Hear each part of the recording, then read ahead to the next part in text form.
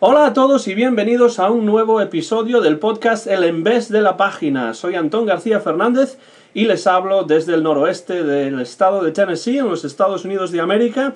Y hoy tenemos un programa que va a ser un poco diferente. No vamos a tener a un crítico, no vamos a tener a un escritor, sino que vamos a tener a un músico, a un pianista, uno de los pianistas más importantes entre la última generación de pianistas españoles.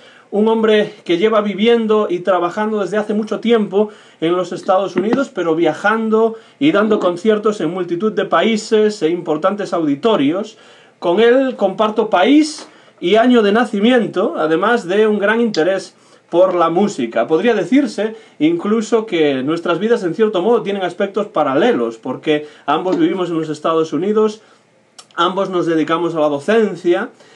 Actualmente, de hecho, es profesor en la Sam Houston State University en Houston, Texas, y mantiene un impresionante ritmo de conciertos a lo largo y ancho del globo. Ha ganado premios internacionales de reconocido prestigio, como el José Iturbi en España o el George Enescu en Rumanía. Ha tocado en muchos de los más prestigiosos escenarios del mundo. Sus conciertos han sido retransmitidos por importantes emisoras radiofónicas también. También ha aparecido en televisión. Y recientemente ha grabado para el sello Naxos una serie de discos que para mí son verdaderamente históricos, porque son las obras completas para piano del genial compositor rumano George Enescu. Hoy el En vez de la página va a convertirse en el en vez de la partitura, de alguna manera, porque, por supuesto, la música también se escribe en páginas, en partituras, y va a ser una conversación, yo creo, muy interesante con Josu de Sol a Un. Josu, muchas gracias por aceptar la invitación para participar en este podcast y bienvenido al En vez de la página. Gracias, es un honor estar aquí. Tú naciste en Valencia, ¿no? En la punta opuesta de España que yo, porque yo soy vigués, del noroeste, de Galicia.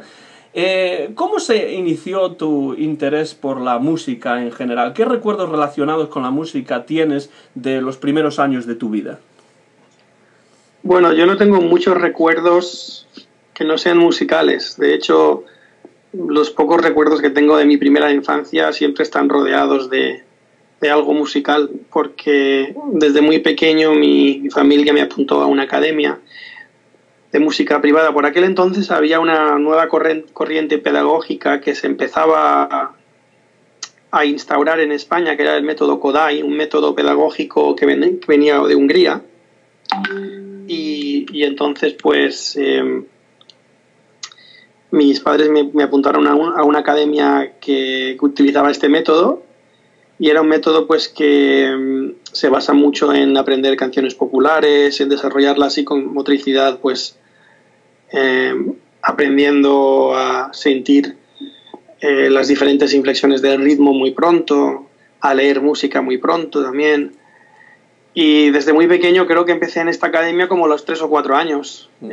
Se llamaba Estudio de Música Pentagrama en Valencia, ya ha desaparecido. Pero pues esos fueron mis comienzos. Mi primer instrumento fue la guitarra clásica española, y luego ya como a los 7 años más o menos empecé con el piano. ¿Hay alguna razón especial por la que te decantases por el piano? ¿Fue una decisión propia? ¿Fue algo impuesto?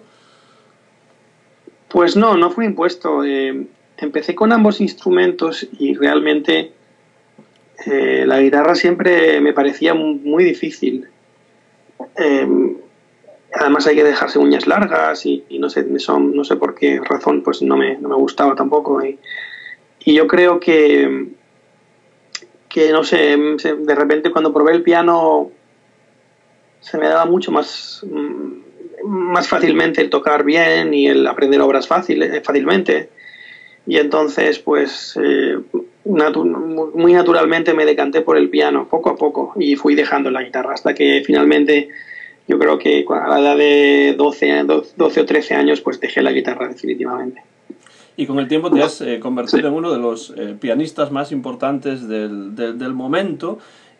Primero iniciaste tus primeros años en España, pero a los 17 años te mudaste a los Estados Unidos. Antes de mudarte a los Estados Unidos, ¿quiénes fueron tus mayores influencias musicales todavía en España?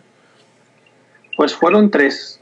Bueno, primero, claro, todos los profesores de esta academia, que los recuerdo, pues Begoña, Charo, no recuerdo ahora sus apellidos exactamente, pero María José Aroca, fueron mis primeras influencias cuando era muy niño.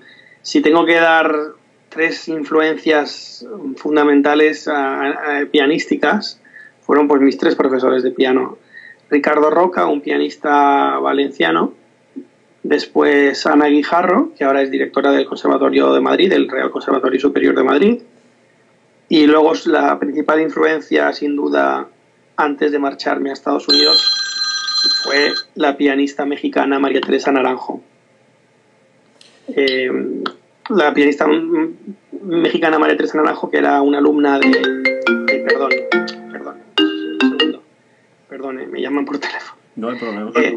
La pianista mexicana María Teresa Naranjo, que era una alumna de Magda Tagliaferro, una gran pianista brasileño-francesa que vivía en París y tenía una escuela de piano pues de gran tradición, ¿no? Y entonces pues con ella se puede decir que aprendí todos los fundamentos de mi pianismo. ¿Cómo y ella vivía en Madrid, yo iba cada semana a Madrid, por lo menos 1 o 2 veces por semana en tren, y iba y venía el mismo día. Entonces no había AVE ni tren de alta velocidad, eran 4 horas en tren de ida y 4 de vuelta, o sea que me pasaba el día en el tren.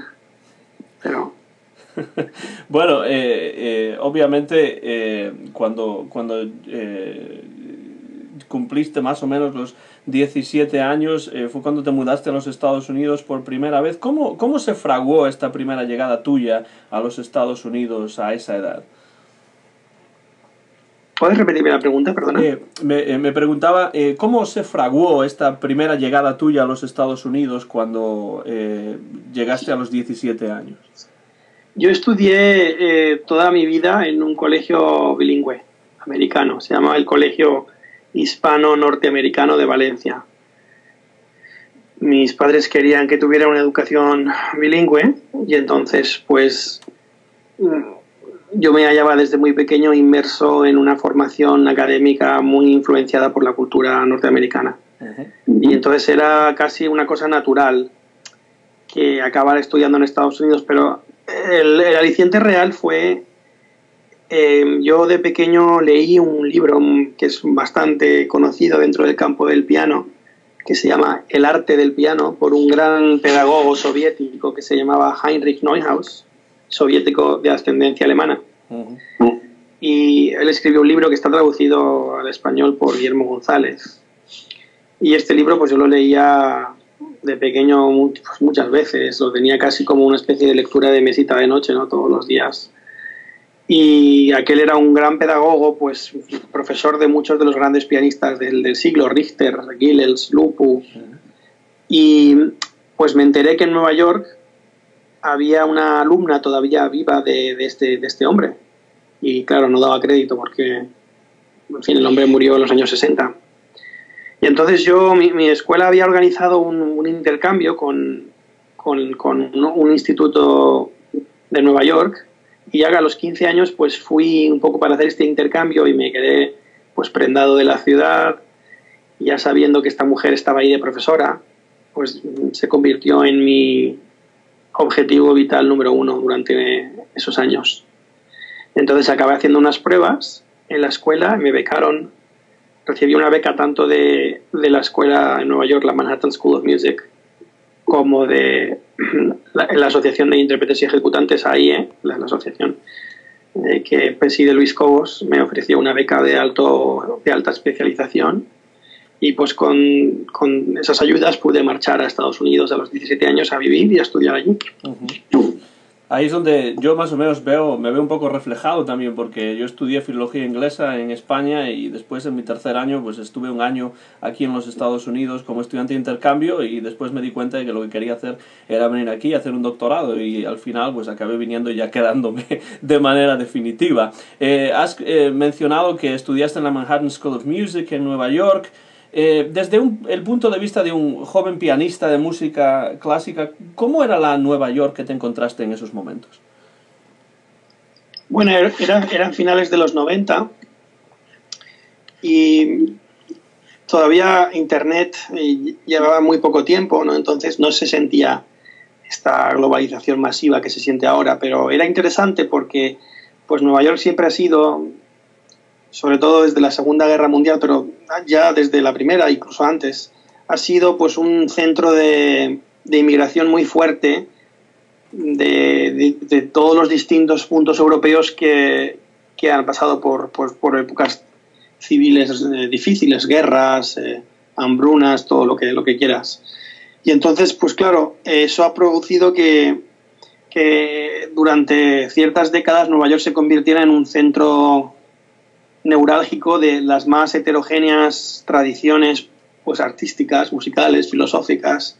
Había gente de todo el mundo, entonces te podías encontrar gente que tenía pues un linaje soviético, educacional a nivel musical, otro más alemán, otro más francés, y todos coexistían ahí. Era muy interesante porque, claro, yo había estado expuesto a una línea pedagógica pues muy específica, y el encontrarme con esa especie de pluralismo pues fue un gran shock al principio, pero luego muy enriquecedor, por supuesto.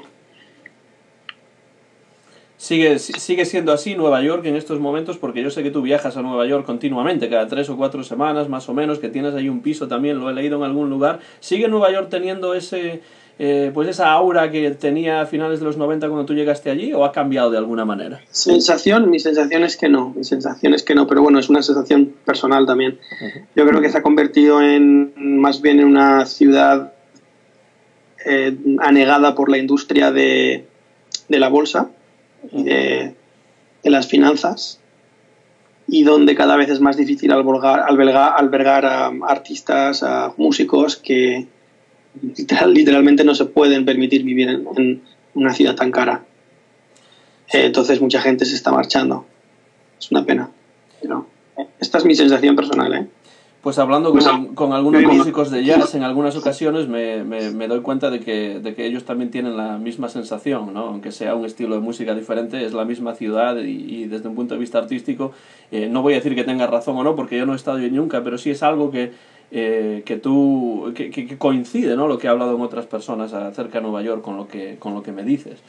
Bueno, siempre será desde luego un centro neurálgico de la civilización occidental, del capitalismo tardío, pero yo creo que hoy en día pues este tipo de centros neurálgicos, no sé, creo que todo está más descentralizado, entonces no tiene la misma importancia que antes. Y de hecho yo sí que veo cada vez más que antes uno veía mucha actividad artística interesante, literaria, filosófica, y ahora se ve mucho más gente que pasa por la ciudad solo transitoriamente y luego se va, y no veo tanto que se esté desarrollando nada dentro de la ciudad. O sea, quiero decir, no de la misma manera que yo lo viví, que yo viví hace 15, 20 años. No, desde luego que no. Cuando estabas ya en los Estados Unidos, a partir del momento en el que llegaste con 17 años hasta el momento actual, ¿quiénes fueron las figuras que más te influyeron musicalmente aquí en este país, en los Estados Unidos? Además de esa profesora de la que has hablado, que realmente fue quien te hizo querer venir a los Estados Unidos. ¿Quién más? Uy, pues muchísimos músicos. Es que serían tantos. Pues, mis dos profesores de piano, que fueron Nina Svetlanova y Horacio Gutiérrez, un pianista cubano también exiliado del régimen de Fidel. Después, pues, un director de orquesta, David Gilbert, un compositor, Nils Vigeland, Peter Andreacki, Mark Stambag, Gianpolo Bracali, que me enseñó composición, era un gran alumno de Nadia Boulanger y de Stravinsky. Estudié música de cámara con Isidor Cohen, un gran violinista que era fundador del cuarteto Juilliard y del trío Beaux-Arts, ¿no? Trabajé mucho con cantantes, con la gran soprano Catherine Malfitano, gente de arte dramático, Donna Von, Rhoda Levin, es que son tantos que aprendí de muchísimas diferentes personas de diversos campos relacionados con la música o con la dramaturgia, con el teatro, con la escena. y de todos aprendí algo muy valioso, sin duda. Escuchan la voz de Josu de Solaún, uno de los pianistas más importantes de la actualidad. Es un nuevo episodio del En vez de la página, que en este caso se convierte prácticamente en el En vez de la partitura. Soy Antón García Fernández y este podcast podrá escucharse en YouTube, en mi canal de YouTube, que se llama Antón GF. Una de las razones de que yo me haya puesto en contacto contigo, Josu, es que acabas de grabar para Naxos la obra completa para piano de George Enescu, compositor rumano quizá no tan conocido por el gran público, pero que grandes figuras como Pau Casals han alabado con mucha profusión.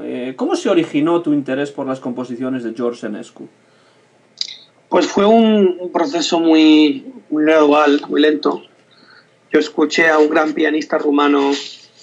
Bueno, Rumanía, hay que decir que tiene una tradición musical riquísima, aunque más bien corta, de escasos 150 años, pero de una riqueza realmente singular. Y yo pues siempre he admirado muchos de sus músicos, compositores, violinistas, pianistas, directores de orquesta. Y en este caso, en mis años de Nueva York, de estudiante en Nueva York, pues siempre iba a conciertos, siempre que podía. Además teníamos entradas de estudiantes prácticamente sin pagar nada, cosa que hoy es más raro, ¿no? Es más difícil. Y escuché al gran pianista Radu Lupu, el gran pianista rumano, y tocar una obra de Enescu en un recital. Y claro, yo tenía muy pocas referencias de Enescu, más bien como un compositor no de segunda, igual de cuarta o quinta. O sea, quiero decir que lo tenía en total desconsideración, ¿no? Porque no conocía nada de su producción más que 4 cosas pues nada, anecdóticas, apéndices de su obra, nada, ¿no? Entonces, claro, al escuchar esta obra quedé tan impresionado, me causó un impacto realmente, vamos, tenía que contener mi entusiasmo, pero fue algo muy fuerte. Y me puse a investigar, claro, yo quise saber esto, cómo es posible que exista una música de tal sutileza, de tal riqueza, una factura tan exquisita, ¿no? De una construcción formal tan cristalina y yo no la conozca, ¿no? Me daba hasta vergüenza. Entonces me puse a estudiar sus partituras y claro, descubrí pues un genio, pero que tuvo la mala fortuna de primero de vivir en una época y en un país cuyos mecanismos de difusión cultural pues no estaban tenían poco aceite, ¿no? Y entonces, y luego también una versión muy personal hacia la autopromoción por sus valores estoicos, yo creo.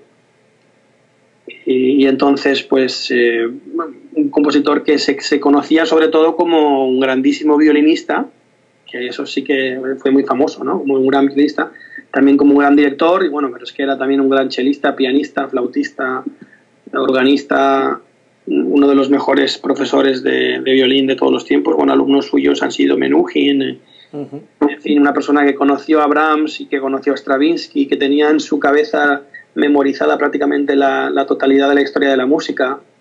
Decía Vincent Dandy, el gran compositor francés, que si en la guerra se queman todas las partituras de Beethoven, que no nos preocupáramos, porque se podía llamar a Enescu, que las podría transcribir todas otra vez a la partitura, porque se las sabía de memoria, claro.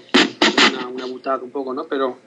Pero esto habla de la envergadura de esta figura.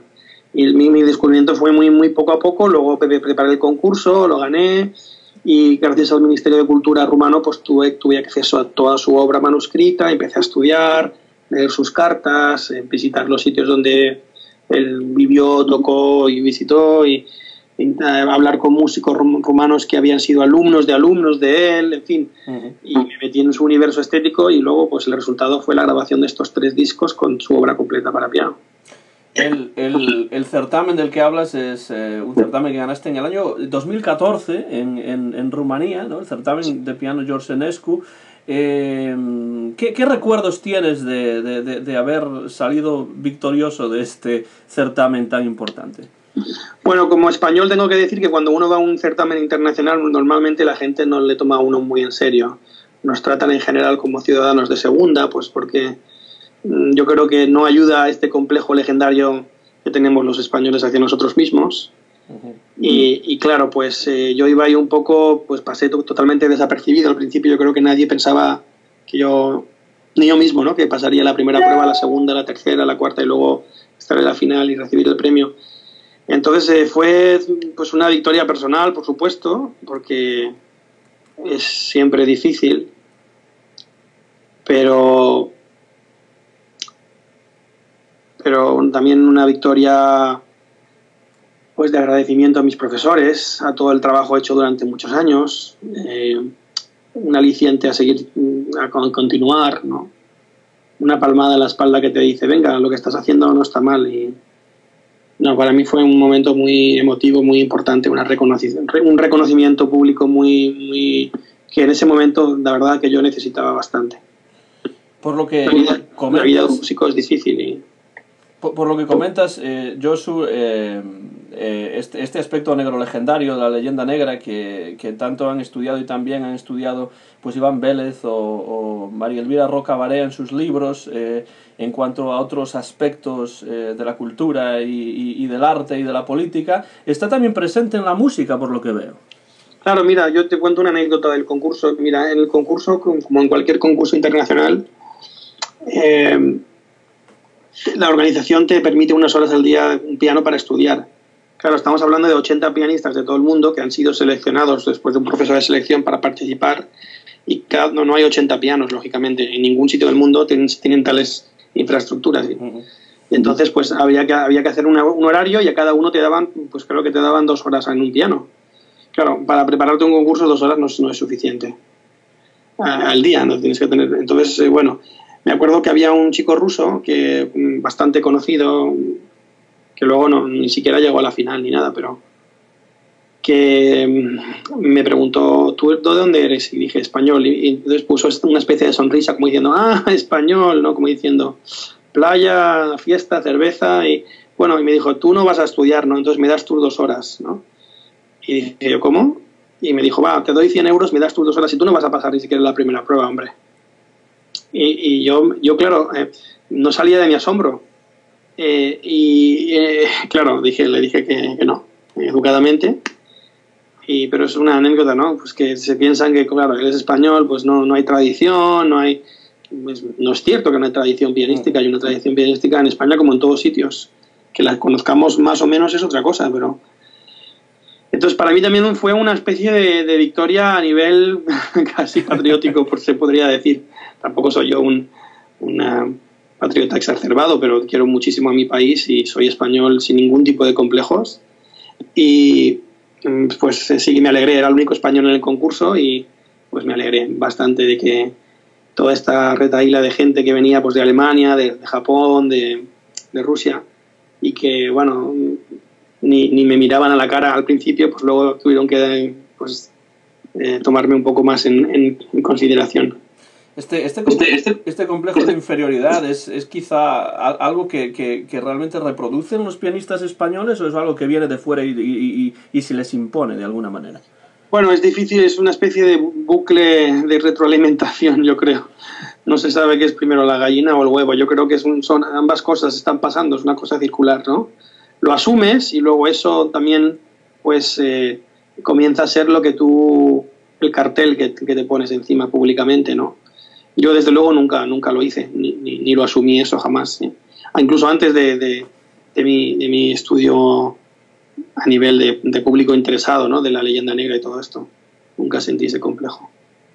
Volvamos brevemente a la música de Enescu que has grabado en estos 3 discos que han salido publicados por el sello Naxos, en los que ofreces la obra pianística completa del rumano George Enescu. ¿Cómo podrías, si es que esto es posible, claro, definir la música de George Enescu? ¿Qué dificultades entraña su interpretación? Pues que, como todos los grandes genios, es una música que sintetiza tradiciones muy, muy heterogéneas que parecen a veces casi pues inconmensurables entre ellas, que no tienen casi nada que ver. Pues por ejemplo, la tradición austrogermana, que tiene una especie de obsesión con la elaboración motívica, la secuenciación del material melódico, la densidad contrapuntística, un determinado sentido de la forma muy influenciado por toda la tradición de forma sonata. Pero luego está en Enescu también toda la tradición francesa, que no tiene nada que ver con esto, que tiene mucho más que ver con una obsesión con el timbre, con la armonía más que con el contrapunto, con las progresiones armónicas, con el color acústico, es decir, con la morfología del sonido más que de su sintaxis, que es una cuestión más que ocurre más en la música austrogermana. Y luego también hay pues toda una influencia del folclore rumano, y no solo del folclore rumano, sino todo el estudio que hizo Enescu, bueno, y todo su conocimiento de la música ancestral de toda esa parte de Europa, pues todo lo que es la liturgia bizantina, el canto bizantino, que es complejísimo, toda la tradición de heterofonía de la música bizantina. Entonces, claro, eso mezclarlo... otro compositor pues hubiera caído en una especie de eclecticismo superficial, y en cambio en él lo que se ve es una integración total de estos elementos heterogéneos, pues en un estilo que tiene una grandísima coherencia discursiva, y que tiene además un grandísimo poder de persuasión comunicativa, ¿no? Y entonces yo creo que lo difícil es, pues dentro de esa maraña, de esas mezclas tan difíciles que tiene su música, pues encontrar una unidad, algo que haga que todo el idioma pues se entienda acústicamente para el oyente. Y eso es lo difícil, hacerlo entendible, ¿no? Hacerlo inteligible al que escucha. Y desde el punto de vista de un oyente como puedo ser yo, que no está versado teóricamente en la música, pero que le gusta la música, que le interesa la música profundamente, una de las cosas que como oyente más me sorprenden, ¿no?, al escuchar estos discos es la gran variedad de registros que parece que se necesitan para poder interpretar estas composiciones. Digamos que desde mi punto de vista personal, no parece una música fácil ni de interpretar ni de escuchar, sino que es una música que de alguna manera desafía, ¿no?, que estimula al oyente. ¿Estás de acuerdo con eso? Sí, en líneas generales diría que creo que sé a lo que te refieres.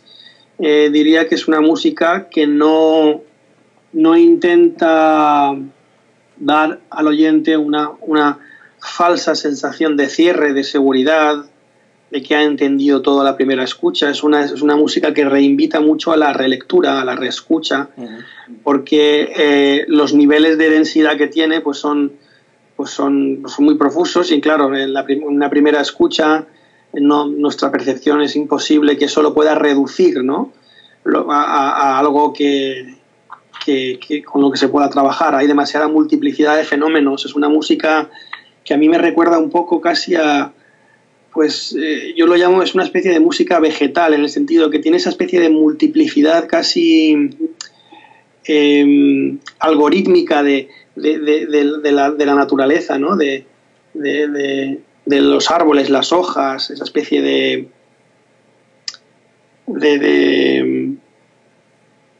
¿cómo decirlo? Algo que parece que es muy parecido todo, pero que hay muchísimas pequeñas diferencias entre sus elementos.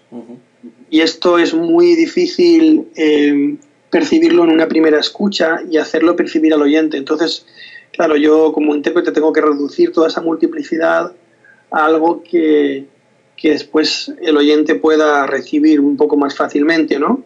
Y esto es lo difícil. Es una música que no es, desde luego, un amor a primera vista, es demasiado densa. Es una música que sus estructuras fraseológicas pues son totalmente asimétricas, por ejemplo. No es de rima fácil, quiero decir.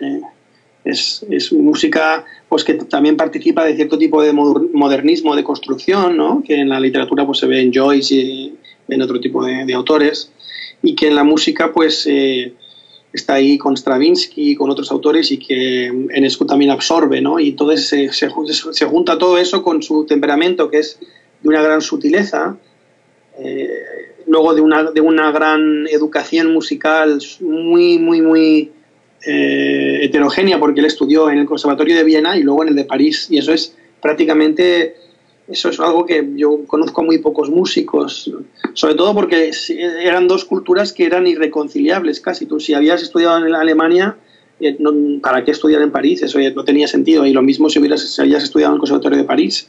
Y en cambio Enescu pues estudió con gente del círculo de Brahms y después con gente del círculo de Fauré, que en cierta medida es que no tiene nada que ver una cosa con la otra. Y otro compositor yo creo que hubiera caído en una especie de cortocircuito, no hubiera sabido qué hacer con influencias tan contradictorias. En cambio, lo que supuso para Enescu fue un gran estímulo para crear un tipo de música pues muy original, pero aún siendo original, que guardaba siempre una conexión clarísima con la tradición. Y esto es su gran virtud, que no es ni una especie de música epigónica que no diga nada nuevo, pero al mismo tiempo no participa de ese tema de avant-garde, ¿no? Y de todo la alienación del modernismo, ¿no? Es una música que es muy sana, muy poco mórbida. No sé qué más decir. Tú has buceado en la vida, en los manuscritos, en las cartas incluso de Enescu. ¿Qué tenía Enescu como personaje que atraía a tantas personas diferentes? Pues yo creo que era una persona bastante hermética, pero no en este nivel, no me refiero a hermética. No me refiero esotéricamente hermética o cabalísticamente hermética, no era un místico, ni mucho menos, no. Una persona hermética en el sentido de que yo creo que era una persona estoica, que lo que él hacía es trabajar todos los días muy duro, componer, hacer sus clases, sus composiciones, practicar, estudiar para sus conciertos, y claro, un poco él seguía haciendo su labor un poco al margen del ruido, las modas, los ruidos exteriores. No es que viviera en una torre de marfil, ni mucho menos, era un hombre completamente implantado en su presente, pero tenía muy claro la línea que él quería seguir y no se dejaba llevar por modas, y esto, claro, esto es algo que cualquier persona pues encuentra muy atractivo, desde luego, porque primero denota un gran valor y una voluntad de crear arte muy fuerte. Y claro, para cualquier músico esto siempre es una inspiración, un modelo, ¿no? Como todos los grandes genios, como todos los grandes innovadores, ¿no? En cualquier campo artístico. La cuestión que todas las innovaciones de Enescu no fueron algo que él se planteara hacer. Quiero decir que esa es la cosa, que a él no le interesaba escribir algo nuevo, pero lógicamente por su relación con la tradición, pues escribió algo nuevo, porque yo creo que precisamente por eso, porque no sentía esa presión. Detrás de estas grabaciones que has realizado para Naxos, supongo yo que habrá habido un intenso proceso de preparación, ¿no?, de los materiales musicales que tú interpretas en estos discos. ¿Podrías hablarnos un poco de cómo preparaste estas grabaciones? Bueno, pues lo más parecido, lo más análogo sería pues a un actor preparando pues un personaje en una obra de teatro, es decir, un guión. Pues tienes que intentar, primero estudias toda la obra y luego pues como cada obra que se inserta dentro del todo, y luego haces un estudio formal de las estructuras de cada pieza, intentas entender cómo se articula el discurso, es decir, dónde están los puntos culminantes, dónde están las distensiones, dónde la música siempre va hacia una extroversión y luego se repliega, ¿no? Y así se va articulando una forma. Y pues es entender en cada pieza cómo ocurre este proceso y un poco pues hacerlo tuyo, ¿no? Porque luego tú tienes que pues tocarlo con tu cuerpo. Es decir, no vale solo entenderlo intelectualmente, tienes que hacerlo a nivel escénico. Tienes que hacer una ejecución, que a mí no me gusta la palabra en español, pero bueno, es la que tenemos. Y entonces pues claro, muchos ensayos. El ensayo es eso, el ensayo es la actividad diaria del músico. Lo que podría ser el laboratorio para un científico es el ensayo para el músico, el estar probando una y otra vez hasta que uno se convierte en maestro del material. Y a veces lo conseguí, a veces no, y en diversos grados, dependiendo de tantas cosas. ¿Dónde tuvieron lugar las sesiones de grabación para este disco? Pues los dos primeros discos los grabé en España y el último aquí en Estados Unidos. Y esto fue una cuestión meramente de horarios, o sea que tampoco lo planeé así. Yo doy muchos... Bueno, soy profesor de universidad, aunque este es mi último semestre, voy a dejar la docencia porque no tengo tiempo. Después de tanto concierto voy a dedicarme solo a los conciertos. Pero pues entre docencia, conciertos y viajes, pues tuve que hacerlo así. Y entonces lo hice así. Hice los dos primeros volúmenes en España y el último en Estados Unidos. Escucha un nuevo episodio del podcast El Envés de la Página. Soy Antón García Fernández, les hablo desde Tennessee y en Texas está Josu de Solaún, uno de los pianistas más importantes de la actualidad que en su... que tiene tanto que hacer, pero que por suerte para nosotros ha accedido a charlar con nosotros sobre este disco, estos 3 discos realmente que ha publicado no hace mucho para Naxos, el sello Naxos. Son 3 discos en los que se contiene la obra pianística completa del compositor rumano George Enescu. Josu, una obra del tipo de esta integral para piano de Enescu podría calificarse, yo creo, casi como una obra fundacional, porque supone algo que no se ha hecho realmente con anterioridad. Hay muchas piezas que no se han grabado anteriormente, que están en este disco. ¿Tú eras consciente de esto, de que es casi una obra fundacional mientras preparabas la grabación y mientras grababas estos discos en España y en los Estados Unidos? No, estas cosas yo creo que son para otros, son epítetos y taxonomías que utilizan otros sobre la obra de uno y que uno mismo no puede crear algo y luego ser el mismo el comentador de su propia obra. Eso es imposible, porque yo soy mejor músico que comentador y comentarista. Quiero decir que para eso lo dejo para otros, ¿no? Para musicólogos o los que quieran hacer exégesis. Yo lo que he dicho sobre esta música ya lo he dicho todo en la grabación. Quiero decir que todo lo que pueda añadir pues es un poco superfluo. Si es fundacional, no lo sé. Se ha intentado hacer antes y se ha hecho sin grabar todas las obras que yo grabé. De todas formas, yo creo que el mérito no es tanto ese, sino más bien mi propia visión de la música, lo que yo aporto, lo que hay de mí en transductor de esta música, siguiendo a Jesús Maestro. Entonces, que sea fundacional o no, esos son aspectos yo creo que tienen más que ver pues con la mercadotecnia, ¿no? El poder vender esto o no, pero que a mí me interesan menos, ciertamente. Yo me refería más a que, en cierto modo, estos discos pueden servir como modelo, como acicate para que otros pianistas, otros músicos se acerquen a las obras de Enescu, ¿no? Sí, bueno, esto sí, si te refieres a eso, sí que desde luego ese es el mayor cumplido que se me puede hacer, es que alguien diga que quiere tocar la música, desde luego. Es que quiere tocar esta música. Eso es el mayor cumplido, más que ninguna otra cosa. Al centrarte en un compositor quizá no tan conocido como otros, ¿te has tenido que enfrentar a algún tipo de problemas, si es que ha habido alguno, al ocuparte de Enescu y de otros compositores que quizá son menos conocidos para el gran público? Me refiero a, pues no sé, ¿es más difícil dar conciertos a nivel mundial tocando obras de Enescu que si tocásemos obras de otros compositores más conocidos como Bach, Beethoven, etcétera? Hombre, ciertamente, si uno, por ejemplo, es el gerente de un teatro, pues siempre va a ser más fácil pues representar a Shakespeare que, yo qué sé, pues que a otros autores, pues que a Max Aub, ¿no? Pues yo qué sé. Pues siempre va a ser más fácil, claro, y esto así es, pero bueno, esto son toda la sociología de la gestión cultural, que es algo que totalmente me sobrepasa, ¿no?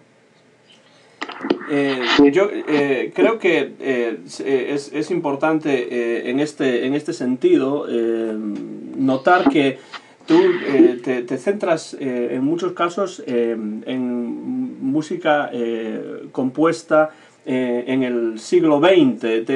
¿Tiene la música del siglo XX un interés especial para ti? Y si es así, ¿por qué razón?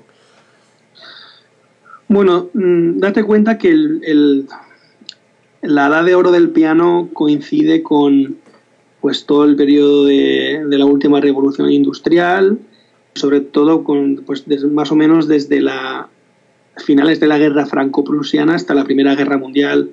Incluso se podía incluir ahí la República de Weimar, pero todo lo que son los primeros 20-30 años del siglo XX y los últimos 30 del siglo XIX son realmente la edad de oro. ¿Qué quiero decir? Pues es la edad de la época de mayor construcción de pianos, de mayor cantidad de compositores que escriben para el piano, de mayor cantidad de conciertos. Entonces, claro, esto es una época fertilísima en cuanto a la riqueza y variedad de literatura escrita para el instrumento. Entonces, claro, me gusta porque es muy fértil. Hay muchos autores muy distintos que todos componen, no todos, pero muchos componen con una gran calidad para el instrumento, y pues es una fuente muy importante de la música de piano. Y desde luego yo me siento temperamentalmente muy conectado, con mucha afinidad con muchísimos de los compositores que trabajaban durante esta época. Entonces sí que es cierto que ahí reside gran parte de mi repertorio, no todo, pero sí una buena parte, claro. Sí, yo creo que es una época interesante porque es el final de los grandes imperios, el imperio prusiano, el imperio español también, el imperio austrohúngaro. Entonces es una época, es una especie de ocaso, y en todo ese ocaso pues hay una especie de detritus cultural en el que hay muchísimo sincretismo, hay mucha mezcla, mucha riqueza, y que luego desaparece y ya se homogeneiza más, las líneas son más uniformes, y ese momento para mí me parece muy interesante porque hay autores pues que recogen influencias muy diversas y crean un estilo muy personal, y además siempre con una atención muy particular por el instrumento, cosa que luego deja de ocurrir en la segunda mitad del siglo XX. También es una época en la primera mitad del siglo XX en la que muchos de estos músicos, compositores, directores de orquesta tuvieron una importancia mediática muy notable, ¿no? Gente como Stravinsky, como Toscanini, etcétera, que, bueno, pues tocaban, por ejemplo, en los Estados Unidos en las emisoras de radio más importantes del momento, y tenían una audiencia de millones de personas. Eso ya no ocurre, ¿no? No, desde luego. Esto ha sido... Pero tampoco es algo que deba quitarnos el sueño. Quiero decir que son cuestiones sociológicas, ¿no? La cantidad de público, todo eso, ¿no? A mí personalmente me interesa menos esto. Yo sé que hay gente que le preocupa mucho esto. No. Más allá de la preocupación desde el punto de vista de alguien que toca profesionalmente este tipo de música, este tipo de compositores, en este siglo XXI en el que estamos, en la era de Internet y de las redes sociales, ¿qué tipo de público tiene la música que es conocida como música clásica en estos momentos? Hombre, un público reducido, porque es una música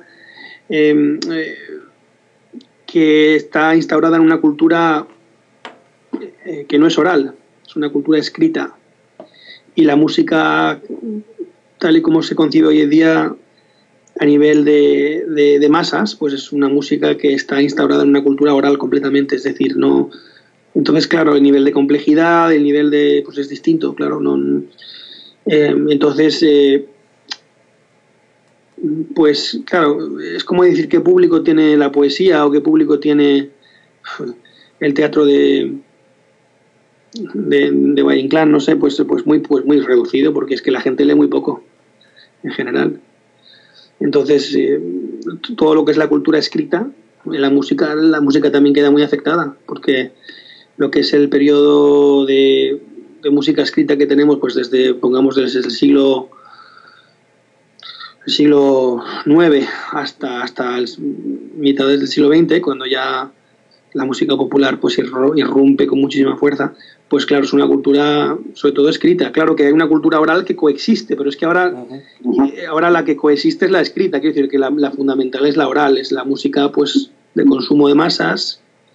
Claro, para transmitir algo oralmente pues tiene que haber tiene que ser mucho más simple todo, la estructura, todo. Esto para mí la grandeza de la música clásica es la complejidad estructural, la complejidad de su construcción. Esto es lo que creo que tiene su mayor interés, y claro, esto al mismo tiempo es lo que hace que tenga muchísimo menos interés para la mayoría de gente.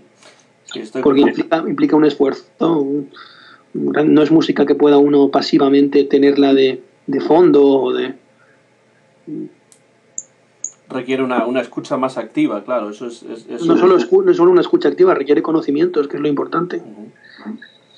El certamen de piano del 2014, que ganaste en Rumanía, no es el único, sino que si vamos al año 2006, en ese momento te conviertes en el único pianista español que ganó el premio José Iturbi, que es precisamente un premio que tiene lugar en tu ciudad natal de Valencia. José Iturbi, además, un pianista que tuvo una popularidad enorme en los Estados Unidos también, en esa época de la que hablábamos antes. Llegó a aparecer en alguna película con Frank Sinatra incluso. Este certamen debió de suponer un importante empuje, ¿no?, en tu carrera profesional. ¿Qué recuerdos tienes de ese certamen? ¿Tuvo una importancia tan grande realmente en el subsiguiente desarrollo de tu carrera? Muy grande, porque yo tenía 24 años y a mí en España no me conocía nadie, claro. Yo llevaba en Estados Unidos 7 años ya, desde los 17. Y recuerdo que cuando toqué la segunda prueba, la primera, me vino a decir la secretaria del jurado que el jurado estaba preguntando ¿de dónde ha salido? ¿Quién es este chico? Porque claro, en los concursos internacionales normalmente ya hay una cierta expectativa de quién se va a presentar, la gente ya conoce a los candidatos más o menos de otros premios, y yo era un absoluto desconocido porque era mi primer concurso internacional. Y era muy arriesgado porque era presentarme en mi propia ciudad, ¿no? Y ya sabe que en España pues esto siempre es una dificultad añadida. Y fue una sorpresa, la verdad, ganar el premio. Y fue una grandísima ayuda a mi carrera. Me dieron mis primeras oportunidades profesionales realmente importantes, mis primeros contratos, y les debo muchísimo al concurso. En varias entrevistas tuyas que he tenido la oportunidad de leer, hablas en más de una ocasión de tu deseo de regresar de forma definitiva a España, ¿no? Algo que no es posible en estos momentos por cuestiones profesionales. ¿Tú piensas que quizá en España no se promociona, no se apoya a la música clásica lo suficiente desde las instituciones? Pues yo creo que si te diera una opinión sería superficial, porque al no vivir en el país no tengo... A ver, mi percepción espontánea es que sí que se da importancia a la música clásica. Entonces yo creo que sí, porque hay muchísimas orquestas, auditorios, conservatorios. Ya una percepción más detallada no sería honesto decirla, porque realmente es que llevo muchos años sin vivir en España, muy a mi pesar, porque quiero volver desde luego en cuanto pueda. ¿Y en los Estados Unidos? En los Estados Unidos, ¿qué tal es el ambiente musical? Pues desgraciadamente completamente secuestrado por lo mercantil. Secuestrado por lo mercantil. Entonces, pues esto, en fin. Hay muchos recursos, pero la gente se piensa que los recursos es el todo. Y no es el todo, porque también tiene que haber unas infraestructuras jurídicas, legales, cívicas, educativas, y esto es mucho más importante que cualquier recurso, o bueno, mucho más importante, por lo menos van a la par, ¿no? Y claro, mi sensación es que en Estados Unidos el mundo de la música está secuestrada primero por cierto tipo de entretenimiento, y luego pues por una especie de alta sociedad que mantiene su estatuto social pues siendo patrones en patronatos y yendo a conciertos y que se les vea, en fin, no sé, es no todo es así, claro, lógicamente Estados Unidos es un país gigantesco con también una buena tradición musical, pero yo sí que he visto un cambio muy, muy importante en los últimos 10 años, yo diría, hacia una mercantilización total, de una obsesión con el ser emprendedor, con el querer homologar cualquier actividad artística dentro de un sistema de mercancía de bienes, ¿sabes? Y esto está claro que ocurre en todo el mundo, pero en Estados Unidos ocurre con una pertinaz insistencia. No sé. Un poco como lo que quizá está ocurriendo también o ha ocurrido en los últimos años también en el medio universitario, que yo conozco mejor y que tú también conoces bien, donde sí, quizá la educación a veces está en un segundo plano en cuanto a la importancia de los aspectos económicos, ¿no? Que las universidades realmente aquí se gestionan más o menos como, o bueno, más o menos, más que menos, como empresas, ¿no? Y lo que importan son los números y lo económico más allá de lo educativo a veces. Pues esto es, exactamente. Claro que hay excepciones, pero tampoco tengo grandes ilusiones de que en Europa sea muy distinto, pero bueno, mi sensación es que en Estados Unidos ha habido una acentuación de este proceso en los últimos 5 años muy fuerte. ¿Crees que hay alguna razón en especial, más allá de lo económico o no? Hombre, hay razones, nunca hay solo una, hay muchísimas y están entrecruzadas, están funcionando a todo motor y yo desde luego no tengo las herramientas para hacer un mapa de la complejidad de la situación, pero hay pues razones políticas, históricas, sociales de todo tipo, educacionales, sobre todo del estatuto que tiene la música y las artes en el conjunto del saber. El fundamentalismo científico ha jugado un papel muy importante en determinar cuál es este estatuto. La música ha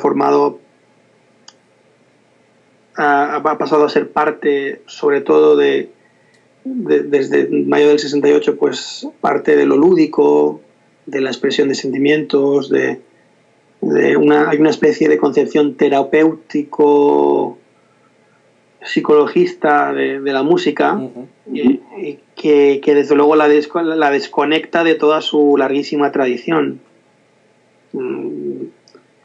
y entonces pues es un horizonte muy pequeño. Ya que hemos mencionado la docencia, ¿no? Algo que tanto tú como yo practicamos, aunque tú has mencionado que vas a concentrarte ya de manera definitiva o por lo menos a tiempo completo en tu actividad profesional como concertista, tú, como muchos grandes intérpretes y compositores, te dedicas tanto a la interpretación como a la docencia, por lo menos hasta ahora sí lo has hecho. Para utilizar un poco un concepto del materialismo filosófico, ¿tú consideras que ambos son conceptos conjugados o no? ¿Y cómo influye tu faceta docente en la de intérprete y viceversa? Supongo que esto te lo habrán preguntado muchas veces, pero es algo que a mí me interesa muchísimo, porque muchos de los grandes compositores y músicos de la historia, tanto de la música clásica como de otros géneros, han sido profesores también. Claro, o sea, quiero decir, desde luego son procesos conjugados, es decir, es un proceso circular, hay un progreso y un regreso, y entonces no se entiende una cosa sin la otra. Yo no es que vaya a dejar de dedicarme a la docencia. Ahora, lo que voy a dejar es voy a dejar de dedicarme a la docencia en un determinado contexto, que es el de la universidad estadounidense. Porque es que la docencia no se agota en la universidad, ni mucho menos. Entonces yo, entre otras cosas, voy a abrir mi propia escuela de música en España, y entonces pues por ahí no concibo mi actividad musical sin contacto con jóvenes y bueno, yo soy joven también, pero con alumnos, porque es que además es que hay que crear a la gente, yo tengo que crear a los siguientes lectores de estas partituras, no crearlos, pero no, aunque no se vayan a dedicar profesionalmente a la música, sino que es que al final ¿quién va a escuchar esta música? Claro, entonces y no solo eso, para mi propia actividad egoístamente es muy importante, se nutre completamente de la docencia. Ahora, no tengo esa visión misticona y idealista, ¿no? de cambiar sus almas y todo esto, nada, ni mucho menos. Bueno, eso suena a mí por lo menos, porque esto obviamente en el campo de la literatura y de la enseñanza de lenguas y de literatura pues es algo muy similar. Esta idea del impacto que uno tiene en los estudiantes pues se utiliza muchas veces pues como reclamo, pues digamos, como una especie de anuncio, ¿no? Como reclamo publicitario, ¿no? Para mí lo más importante que yo puedo darle a un alumno es una concepción de la música que sea coherente, que no esté pues exenta, es decir, pues que tengas pues una concepción filosófica de la música y luego pues herramientas técnicas, desde luego, y sobre todo pues aprender a cómo analizar un texto, cómo entenderlo, cómo interpretarlo, un texto musical. Es decir, esto es lo más importante. Escucha la voz de intentar pues prepararles para toda la avalancha de ideologías que les van a venir encima y que les nublará la posibilidad de una visión crítica y lo más pues clara posible de lo que es el fenómeno musical. Eso es lo que... Ya más allá de eso, imposible, no se puede hacer nada. Escuchan la voz de Josu de Solaún, uno de los mejores pianistas del momento, pianista español, que da clase en los Estados Unidos, en Sam Houston State University, y que acaba de publicar no hace mucho la integral de las obras de piano del compositor rumano George Enescu. Esto es un nuevo episodio de El Envés de la Página, que se convierte hoy en El Envés de la Partitura. Soy Antón García Fernández y en mi canal de YouTube, Antón GF, van a poder escuchar esta, para mí, muy interesante conversación que estamos manteniendo Josu y yo, gracias a la tecnología de internet que nos permite, pues aunque no estemos aquí, y de hecho no nos podamos ver, y por eso en algún momento creo, Josu, que te he pisado un poco tus palabras, cosa que no he intentado hacer, sino que es así, no puedo verte, con lo cual no puedo saber exactamente. Yo he tenido un par de interrupciones, por eso al principio no estaba muy...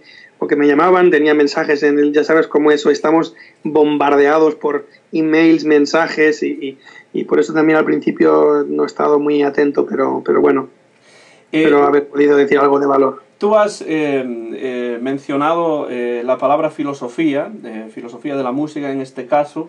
Esto me recuerda que tú has sido desde siempre admirador y seguidor del pensamiento del filósofo español Gustavo Bueno, algo que por cierto compartimos también, tú y yo.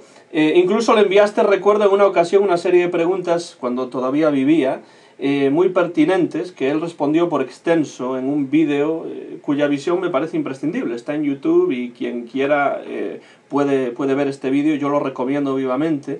¿Qué es lo que te atrae personalmente del materialismo filosófico de Bueno?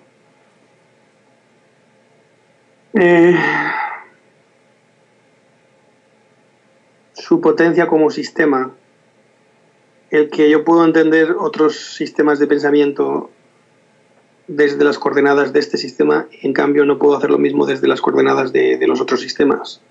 Esto es lo primero. Lo segundo,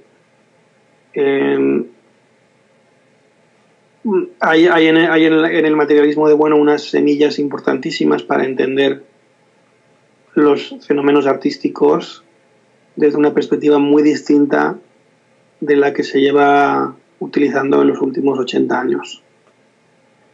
Y luego ya hay un aspecto pues de apreciación de la genialidad, de la brillantez intelectual de este hombre, que en fin, son tantas las cosas, religión, política, antropología, ciencia, que ha tocado, y con tal magnitud de matices que sí, es que ignorarlo sería como, pues no sé, como ser precopernicano hoy en día. No, es imposible ignorarlo, y quien lo ignore, pues peor para él.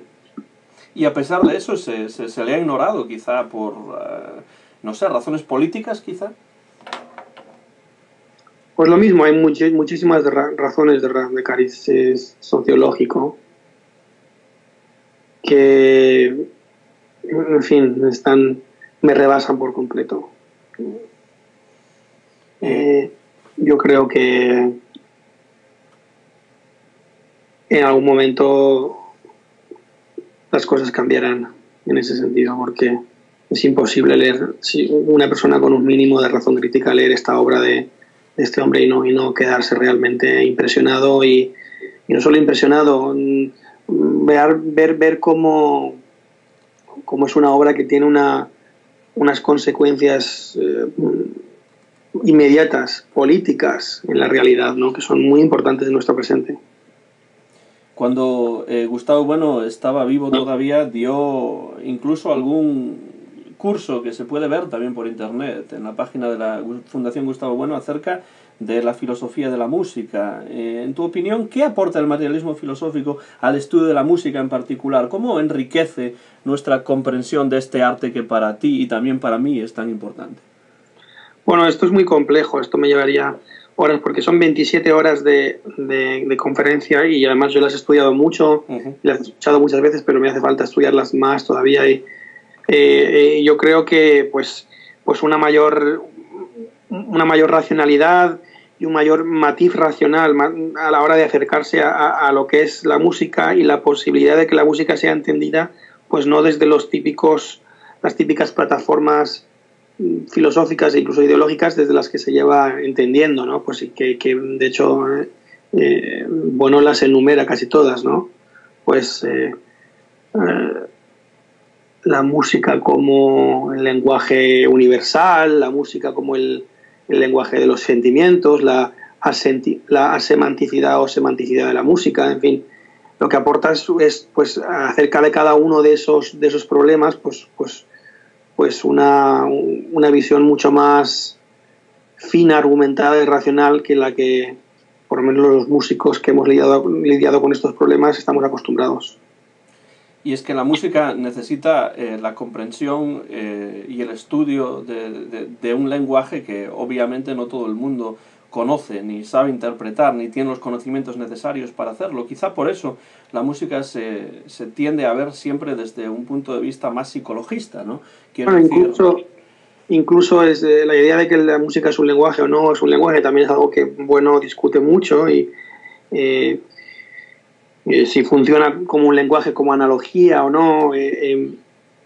Yo creo que lo importante es que, claro, él no pudo terminar esto solo es un comienzo, ¿no? Y a mí me hubiera gustado poder hablar con él y que lo hubiera hecho escrito más sobre esto. Yo creo que se está recopilando todos los apuntes sobre este tema.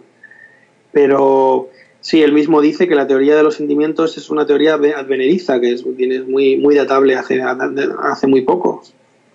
Si tú le dices a Jos Kahn, Desprez, un compositor del Renacimiento, qué es eso de los sentimientos, no te entendería, no sabría lo que estás... Porque para él eran proporciones casi teológicas, por ejemplo, ¿no? Por poner un ejemplo. Si le dices esto a Debussy, pues tampoco lo entendería muy bien. Porque para él era una cuestión de pintar un paisaje, por ejemplo, ¿no? Entonces, en fin... esto es muy complejo, no se puede hablar así rápido, pero... Quizá esto sería más fácil. ¿Qué opinión te merece la terminología música clásica para referirse al tipo de música que tú estudias y que tú interpretas? Supongo que esto te lo habrán preguntado en muchas ocasiones, pero yo recuerdo que siendo bien pequeño vi uno de esos conciertos para jóvenes en el Carnegie Hall de Leonard Bernstein. Y ahí Bernstein decía, recuerdo, me quedó grabado por alguna razón, decía que la música clásica debería llamarse más bien música exacta, porque el compositor especifica cómo debe interpretarse la música. ¿Te parece esa terminología de Bernstein quizá un tanto idealista? Porque una pieza es diferente siempre dependiendo del músico que la interprete, es decir, dependiendo del transductor que esté por el medio. Es que Bernstein era un músico genial, pero no sabía mucha filosofía, entonces esa nomenclatura para mí no tiene mucho sentido, primero porque eso de exacto es un término muy equívoco que no tiene por dónde cogerlo, no tiene uno dónde cogerlo porque es que en la notación hay una cantidad de elementos implícitos y denotacionales que hay, en fin, es imposible decir que aunque sea que la gente se piensa que porque si está la notación ya está todo fijado y la notación está entrecruzada es una construcción social, histórica y está entrecruzada con unas tradiciones orales riquísimas y complejísimas y en fin, es que lo de que la gente se piensa también muy maniqueamente que el jazz es una música inexacta y la música clásica es una música exacta. Bueno, en el jazz hay una serie de reglas tanto más estrictas que en la música clásica. Unas reglas explícitas y otras implícitas, que ni siquiera el que está improvisando las conoce, pero las ejercita. Entonces, no sé, este tipo de nomenclatura no me convence. Y la de música clásica, pues tampoco, claro, eso es una cosa muy burda, que no lleva a nada, pero bueno, es de uso frecuente y que se le va a hacer. Creo que bueno distinguía entre artes poéticas o sustantivas y aquellas que no lo eran, pero tampoco yo creo que es una taxonomía que yo creo que está por desarrollar todavía. Sí, es algo de lo que realmente, en lo que todavía hay que trabajar mucho y pensar mucho, porque sí que Bernstein hablaba del jazz, por un lado, como una música, él no decía inexacta, pero más o menos, porque había improvisación, ¿no? Como si la improvisación no tuviese sus propias reglas internas. Como si en la música clásica no hubiera improvisación, es que eso es Hay tanto de improvisación en la música clásica y hay tanto de composición en el jazz como, o sea, el que piense que la música y el jazz y la música clásica y el jazz son dos cosas completamente distintas, pues que no tiene los suficientes conocimientos musicales para decir eso. Y ahí es donde entra realmente el concepto del transductor. Tú, Joshua, eres un transductor también. Es que la música no existe más que cuando alguien la toca. Entonces, claro, en el jazz igual. Igual que un libro no existe si alguien no lo publica. Claro, o lo lee, claro. Claro. Ya que para ya ir terminando, porque yo sé que estás ocupado y tampoco quiero quitarte demasiado tiempo. No, que la partitura no suena sola. ni realmente se puede leer si no se tienen conocimientos previos, que eso también es algo importante, ¿no? Esto es lo mismo. La gente se piensa que para la música lo único que tienes que hacer es disfrutar, disfrutar es un poco la apelación casi emblemática de la sociedad hoy en día, ¿no? Que casi te obliga a disfrutar. Yo no sé lo que es eso, la verdad. Disfruta, tienes que disfrutar. Pues la música es algo que uno tiene que primero entender. No hay que entender, hay que disfrutar, pero ¿qué es eso? Lo que no entiendo es cómo se puede disfrutar sin entender, claro. Sí, es algo tremendo, pero bueno, estamos anegados, estamos absolutamente embarrados por esto. Si lo dices, te llaman carca, facha, lo que sea. Yo sé que además de la música te interesan otros géneros artísticos, como el cine, como la poesía, como la novela, y entre otros. ¿Qué crees que tienen para ti en común cine, literatura y música, si es que tienen algo en común? Hombre, es que eso es... hay conexiones y discontinuidades, quiero decir que hay... Hombre, entre la música y el cine, pues mucha, porque en ambas el tiempo real es es una categoría que articula la forma, claro. En el caso de la música es también el espacio, ¿no? Donde ocurre el concierto. Uh-huh. El espacio y el tiempo pues son elementos que generan forma.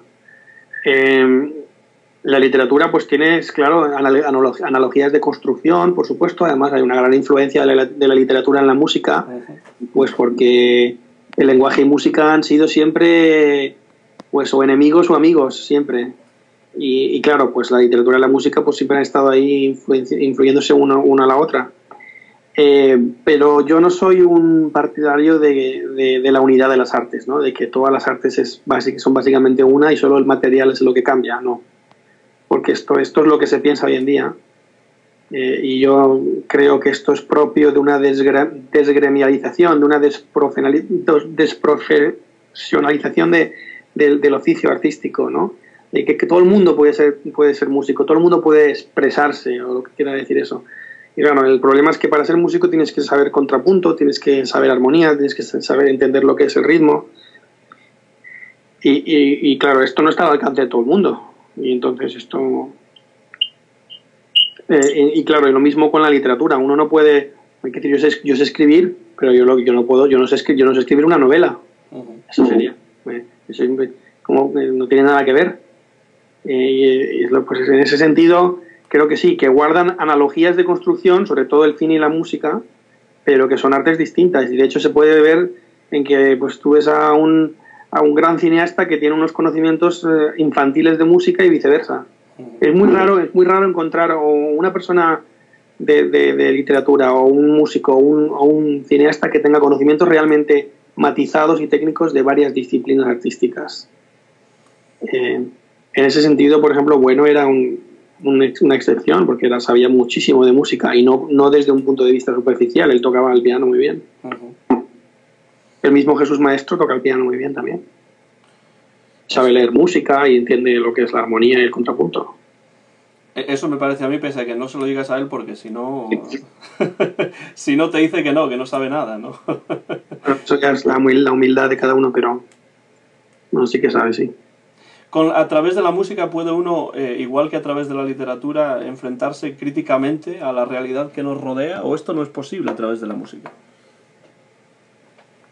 Bueno, de una manera más oblicua, porque la música no es un lenguaje, entonces no se pueden decir cosas de la misma manera que se pueden decir con el lenguaje.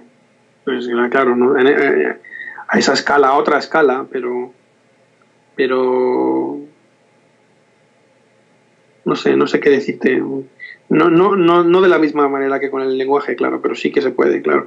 Hombre, la música que tenga letra, pues claro que sí, desde luego. Tampoco puede, de todas formas,